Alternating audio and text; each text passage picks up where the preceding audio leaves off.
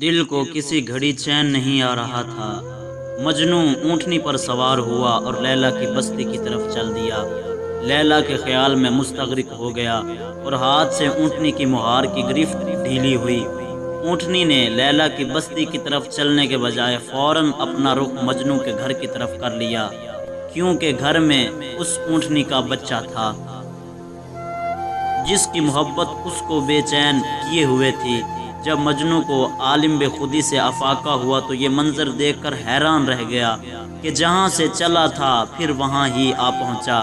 پھر دوبارہ اونٹنی کو لیلا کے گھر کی طرف چلنے پر مجبور کیا۔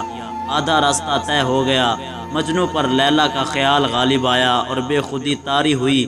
مہار کی گرفت جب ڈھیلی ہوئی، اونٹنی پھر پیچھے بھاگ آئی۔ متعدد بار راستے میں اسی طرح ہی ہوتا رہا۔ مجنوں جب ہوش میں آتا تو خود کو وہیں پاتا جہاں سے چلا تھا۔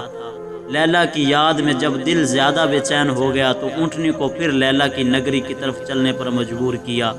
تھوڑی دیر بعد لیلا کی یاد میں پھر بے خودی کا عالم طاری ہو گیا۔ اونٹنی پھر پیچھے بھاگ آئی۔ گھر کے قریب مجنوں کو ہوش آیا تو یہ منظر دیکھ کر اسے غصہ آ گیا اور کہنے لگا، میری لیلا تو آگے ہے اور تیری لیلا پیچھے، یعنی بچے کی محبت تجھے پیچھے بھاگنے پر مجبور کر دیتی ہے۔